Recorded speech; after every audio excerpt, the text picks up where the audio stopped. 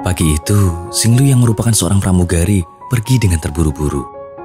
Dengan seragam khas pramugarinya, dia berjalan dengan cepat. Sampai-sampai dia tak sadar jika ada sebuah mobil yang akan menabraknya.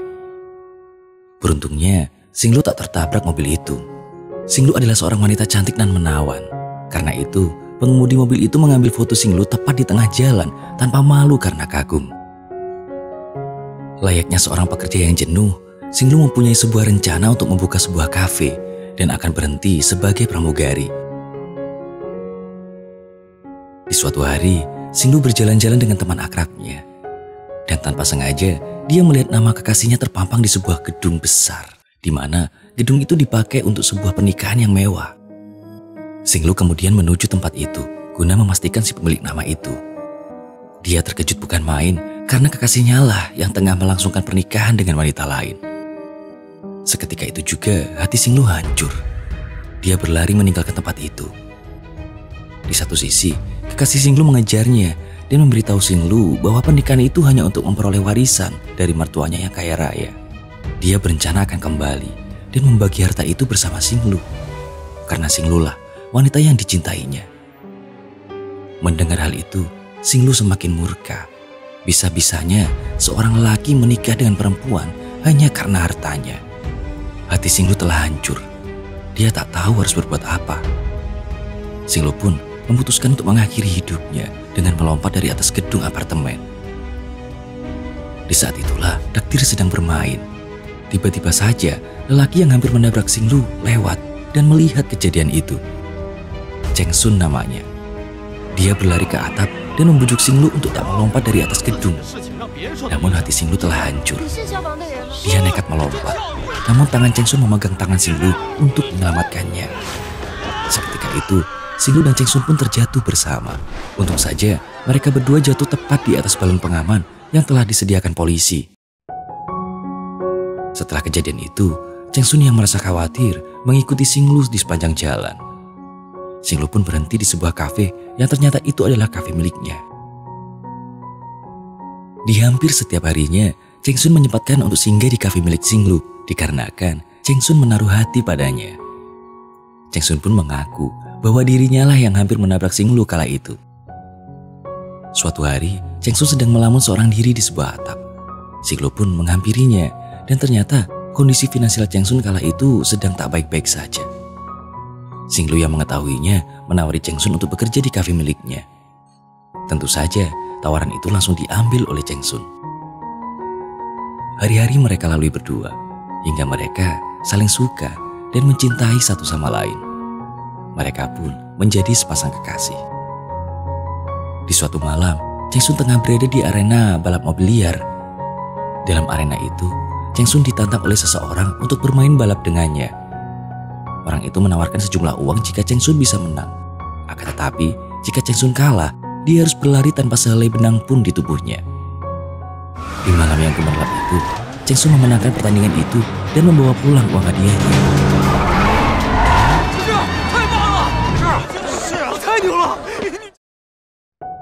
Dari hasil uang itu, Cheng Sun mengajak Xinglu untuk makan malam berdua di sebuah restoran mewah.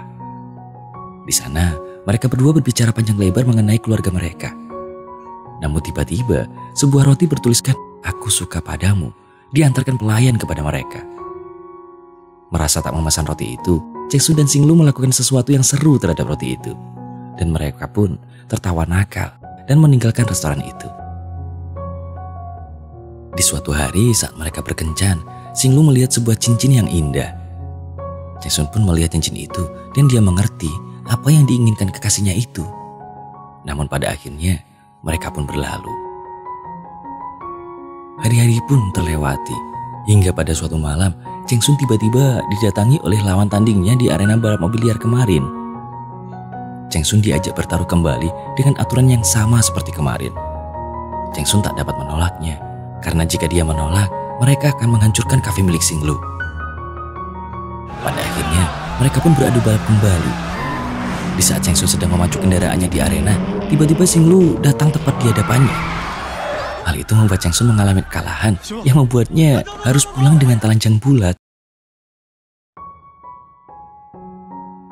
Sesampainya di kafe Xinglu, Cheng Sun pun hanya bisa diam melihat Xing Lu yang marah kepadanya.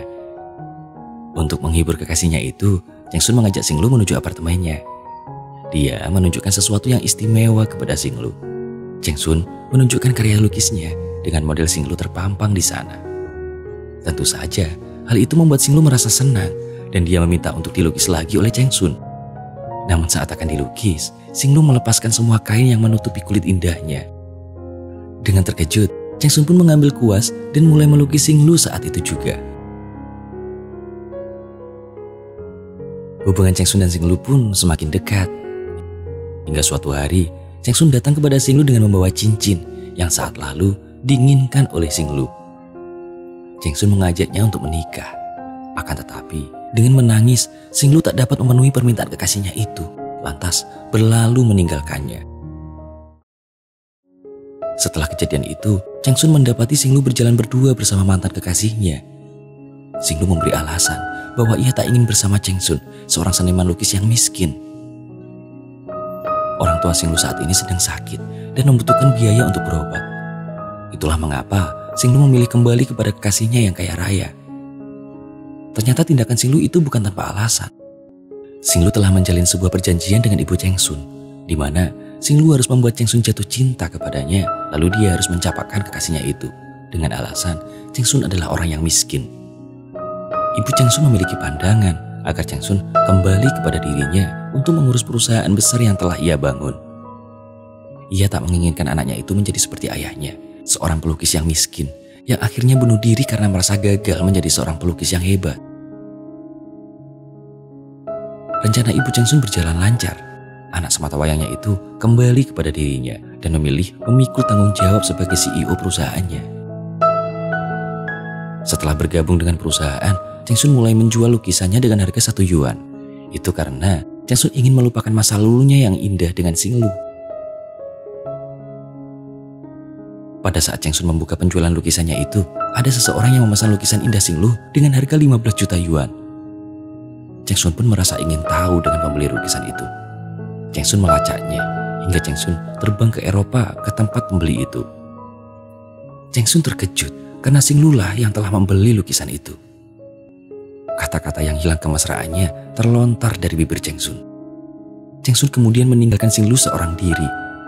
Dengan kecewa berat, Xing Lu menangisi kepergian Cheng Sun sembari menatap cincin pemberian Cheng Sun dulu. Xing Lu yang masih mencintai Cheng Sun kemudian mengejar Cheng Sun yang pergi entah kemana. Begitu juga dengan Cheng Sun, perasaannya terhadap Xing Lu masih sama. Cheng Sun pun kembali menuju apartemen tempat tinggal Xing Lu. Akan tetapi, dia tak menemukan Xing Lu di sana. Mereka berdua saling mencari satu sama lain.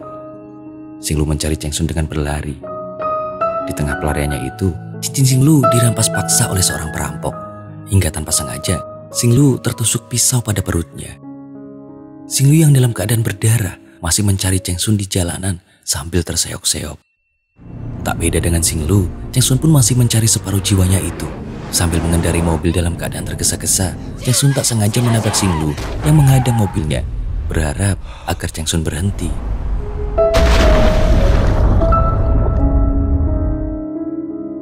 Tak lama setelah kejadian itu, Cheng Sun menemui ibunya.